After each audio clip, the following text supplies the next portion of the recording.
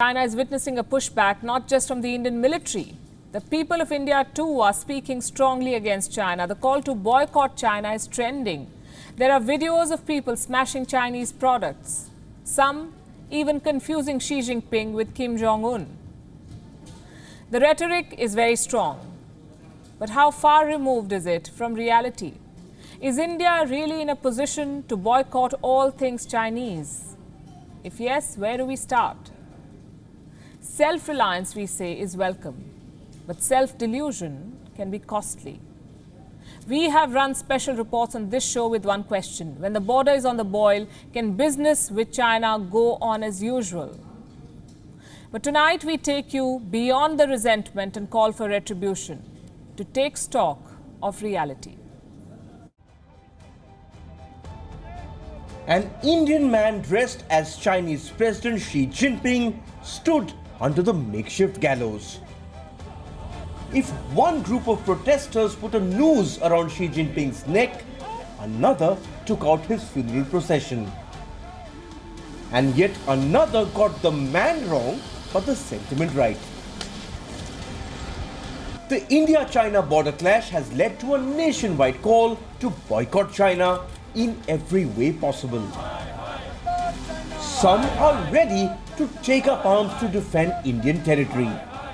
Others want the boycott of all Chinese products sold in India. If need be, we want to mention here that if need be, we will not hesitate to take off weapons to support our soldiers and to protect the territorial integrity of the country. But is it possible?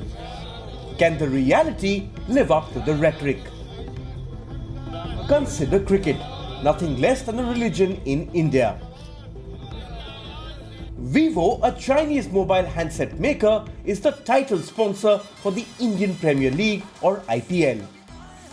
The title rights for the 2018-2022 period were valued at over $280 million. The Board of Cricket Control in India, or the BCCI, wants to retain the sponsorship. They are bound by contract. Pulling out now will cost money. But the BCCI says no Chinese company will be involved in stadium construction. Then we have mobile handset makers. The Chinese control the lion's share of the Indian market. They dominate 72% of the market in India. At the same time, India is the world's second largest mobile phone manufacturer, a fact that the government takes pride in. What they don't highlight is this. India's manufacturing is largely due to the investments made by Chinese companies such as Xiaomi, Vivo and Oppo in recent years. They employ thousands of Indians in their factories. Chinese mobile phones are also affordable. There is no big Indian mobile phone maker who can fill the vacuum. Boycotting Chinese handsets could backfire. Their products are 30 to 50% cheaper. India's dependence on China for crucial imports is huge. In electronics, it is 45%.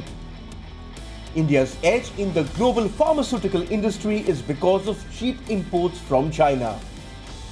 Indian drug companies import 65 to 70% of their active pharmaceutical ingredients from China.